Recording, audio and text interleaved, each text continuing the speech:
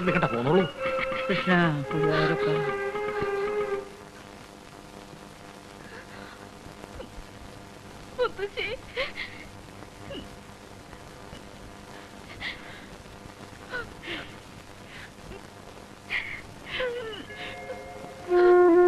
മോളെ മോളെ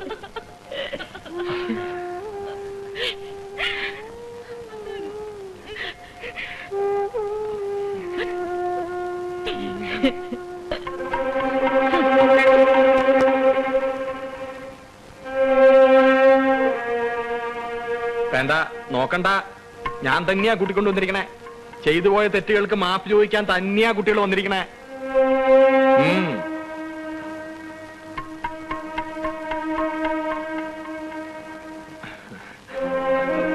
നിങ്ങളും നോക്കണ്ട.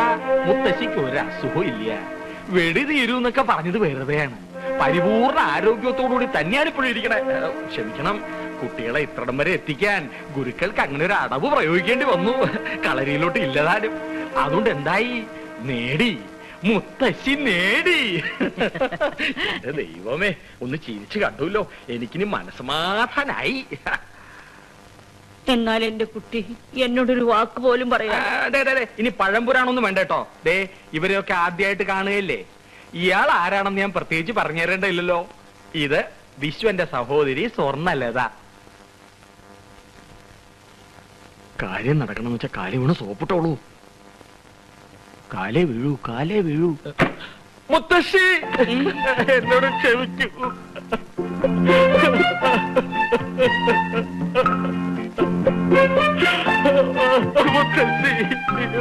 എഴുന്നേൽക്കും. ഇനി എന്തൊക്കെ പറഞ്ഞാലും നിങ്ങൾ ചെയ്ത തെറ്റിന് നിങ്ങളോട് ക്ഷമിക്കാതിരിക്കുന്ന പ്രശ്നമില്ല.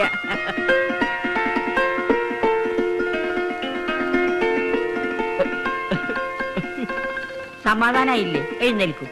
ഇല്ല മുത്തശ്ശി, ഇവിടുന്ന് എഴുന്നേൽക്കാൻ എന്റെ കുറ്റബോധം എന്നെ അനുവദിക്കുന്നില്ല. എഴുന്നേക്ക് ചേട്ടാ. എന്താ ഇത്? നിങ്ങൾക്കറിയോ, മുത്തശ്ശിയുടെ സ്നേഹത്തിന് മുന്നിൽ, ഈ വലിയ മനസ്സിന് മുന്നിൽ ഞാൻ തളർന്നു പോവുകയാണ്. സ്നേഹിച്ച് ലാളിച്ച് വളർത്തിയ സ്വന്തം പേരക്കുട്ടിയെ ഒരർത്ഥത്തിൽ ഞാൻ തട്ടിയെടുക്കുകയല്ലായിരുന്നു. ഭൂമി ദേവിയോളം ക്ഷമയുള്ള ഈ മുത്തശ്ശിയുടെ സ്ഥാനത്ത് വേറെ വല്ലവരാണെങ്കിൽ അടിച്ചെന്റെ ഷേപ്പ് മാറ്റാനല്ലേ? മതി മോനെ, നമുക്ക് കഴിഞ്ഞതെല്ലാം മറക്കാം. ഒന്ന് നോക്കിയ ഞാനാണ് തെറ്റുകാരി. അങ്ങനെ പറയരുത് മുത്തശ്ശി, ഞാനാണ് തെറ്റുകാരി. തെറ്റുകാരൻ? മുത്തശ്ശിക്ക് അറിയോ? വേണ്ട മോനെ, ഓരോന്ന് പറഞ്ഞ് എന്റെ മനസ്സിനെ വിഷമിപ്പിക്കാതെ. വരൂ, നമുക്ക് എന്തെങ്കിലും കഴിച്ചിട്ട് ബാക്കി കാര്യം. ഊണിന് എന്തൊക്കെ ഉണ്ടാവും? എല്ലാം ഉണ്ട്. മാമ്പഴ പുളിശ്ശേരി ഉണ്ട്, അവിയലുണ്ട്, സാമ്പാറുണ്ട്, എല്ലാം ഉണ്ട് മോനെ.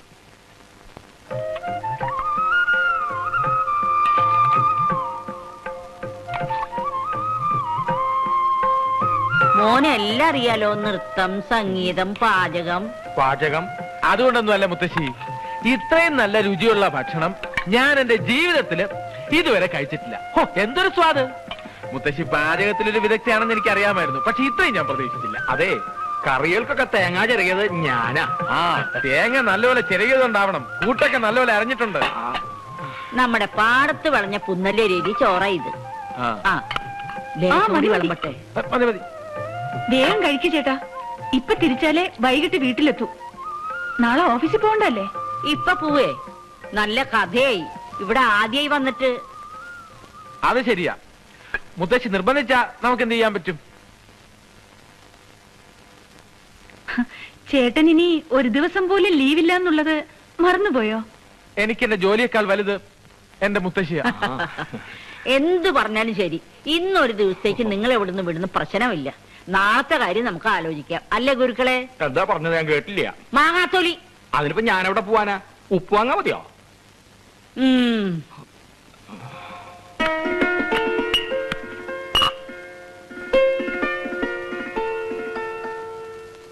എന്നാൽ ഇത്രയും നല്ലൊരു ചുണക്കുട്ടിയെ ഇന്ദുവിന് ഭർത്താവായി കിട്ടിയല്ലോ. മുത്തശ്ശിക്ക് സമാധാനായി. ഈ കഴിവുകളെന്ന് പറയുന്നത് നമ്മുടേതാണ് മുത്തശ്ശി. എല്ലാം മോളിലുള്ള ഒരാൾ തരുന്നതല്ലേ? അതേ മുത്തശ്ശി. 2-4 ദിനം കൊണ്ടൊരുത്തനെ തണ്ടിലേറ്റി നടത്തുന്നതും ഭവാൻ. മാളിക മുകളിലേറിയ മന്നന്റെ തോളിൽ മാറാപ്പ് ഏറ്റുണ്ണഴുമ്പവാൻ. ഞങ്ങള് കുടുംബപരമായിട്ട് വലിയ ഈശ്വര വിശ്വാസികളാ. സമയം കിട്ടുമ്പോഴൊക്കെ ജ്ഞാനപ്പാന പാടിക്കൊണ്ടിരിക്കും അല്ലേ? ഈശ്വര വിശ്വാസം വളരെ നല്ലതാ ഉണ്ണി. ഉണ്ണിയല്ല, വിശ്വനാഥൻ. എനിക്കെല്ലാം ഒന്നാ. എന്റെ മോനെ ഇന്തൊരു കഥയില്ലാത്തോള. കോളേജിലൊക്കെ പോയി പഠിച്ചെന്നല്ലാതെ ഒരു കാര്യം നോക്കി നടത്താൻ അവൾക്കറിയില്ല. അയ്യോ, അങ്ങനൊന്നും പറയരുത് മുത്തശ്ശി. ഒരു ചുക്കിനും ചുണ്ണാമ്പിനും കൊള്ളാത്ത എന്റെ ഈ പെങ്ങളെ വെച്ച് നോക്കുമ്പോ ഇന്ദു എന്തു മിടിക്കുക. ബുദ്ധിയില്ല എന്നുള്ളത് പോട്ടെ, അല്പമെങ്കിലും സൗന്ദര്യം ഉണ്ടായിരുന്നെങ്കിൽ ഏതെങ്കിലും മണ്ടന്മാരെങ്കിലും വന്ന് കെട്ടിക്കൊണ്ടുപോയി. കുറുമ്പ് കുറച്ച് കൂടുന്നുണ്ട് കേട്ടാ. അതെയോ? ആ, ഞാൻ മോളെ കാണാൻ കാത്തിരിക്കായിരുന്നു. വരൂ.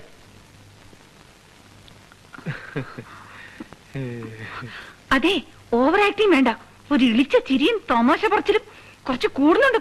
ഈ കഥാപാത്രം ഭംഗിയാക്കണമെങ്കിൽ അല്പം ഓവർ ആക്ടിങ് വേണം. ആക്ടിങ്ങിനെ കുറിച്ച് നീ എന്നെ പഠിപ്പിക്കണ്ട, എനിക്കറിയാം.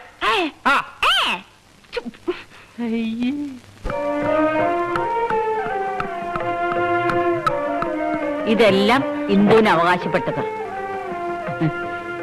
മോൻ നോക്കണ്ട, മോനുണ്ട് എന്റെ വക ഒരു സമ്മാനം.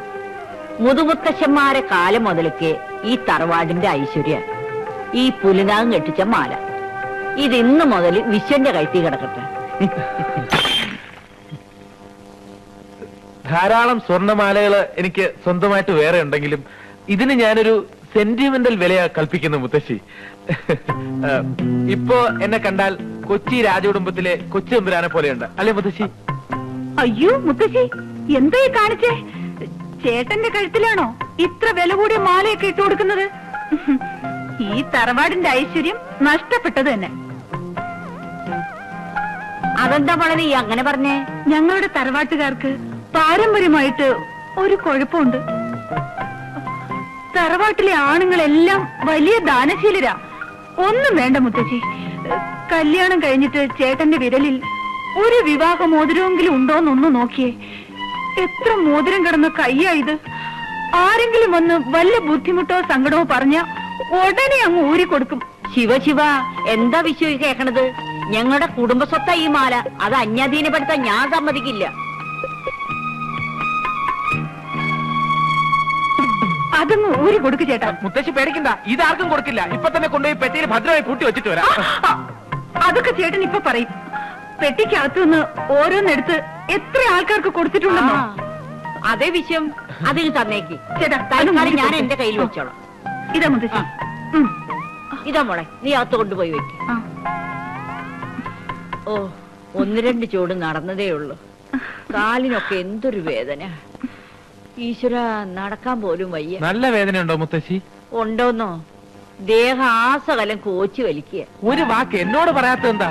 മുത്തശ്ശിക്ക് അറിയോ, ഞങ്ങളുടെ കുടുംബത്തിലെ പെൺകുട്ടികൾക്ക് പരമ്പരാഗതമായി കിട്ടിയ ഒരു കഴിവുണ്ട്. അവരുടെ കൈകൊണ്ടൊന്ന് തൊട്ടാ മതി, ഏത് വേദനയും പമ്പ കിടക്കും. പ്രത്യേകിച്ചും ഈ തലമുറയിൽ എവളുടെ കൈപ്പുണ്യൊന്നും വേറെ തന്നെയാ. തടവി കൊടുക്കൂലേ? വേണ്ട കുട്ടി, കുട്ടി ഇതൊന്നും ചെയ്യണ്ട. അതൊക്കെ ഞാൻ ഗുരുക്കളെ കൊണ്ട് ചെയ്യിച്ചു. അതിന്റെ ആവശ്യം എന്താ? നമ്മുടെ മുത്തശ്ശിയെ പോലെയല്ലേ ഈ മുത്തശ്ശിയും? തടവി കൊടുക്ക. എവളുടെ ഒരു സ്പെഷ്യൽ സ്റ്റൈലുണ്ട്, അതൊന്ന് കാണണം. വീണയിൽ ഇങ്ങനെ വിരലോടിക്കുന്ന പോലെ ഇരിക്കും. കണ്ടോ ആത്മാർത്ഥ, കണ്ടോ? ഓ, എന്തൊരു ആശ്വാസം മോളെ.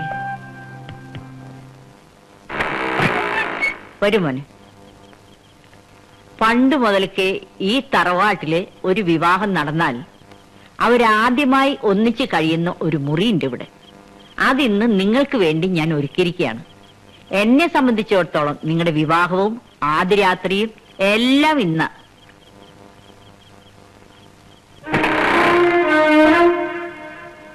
വരൂ.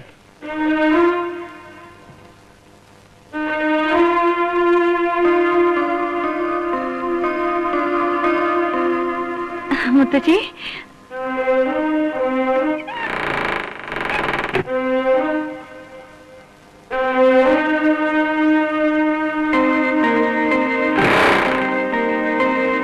മുത്തശ്ശി, ഞാനെന്നാ വേണ്ട, കുട്ടി ഇന്ന് എന്നോടൊപ്പം കിടന്നാ മതി. നേരത്തെ കുട്ടി എന്റെ കാല് ഒഴിഞ്ഞു തന്നപ്പോ എന്തൊരു ആശ്വാസമായിരുന്നു. ഇന്ന് രാത്രി കുട്ടി എന്റെ ദേഹ ആസകലൊന്ന് ഒഴിഞ്ഞു തരണം.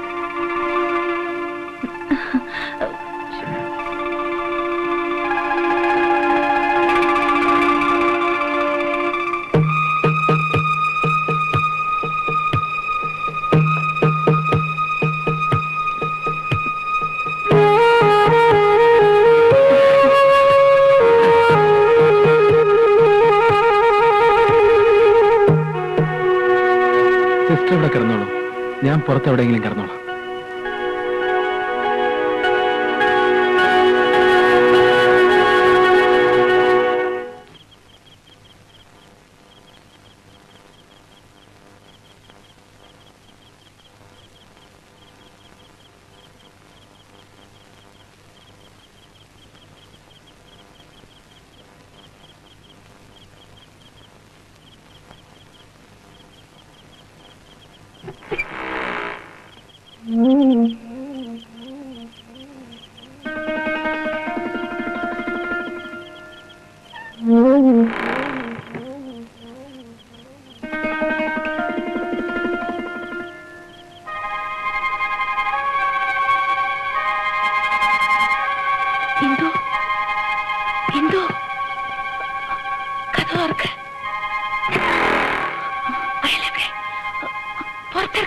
അയാൾ പോയി.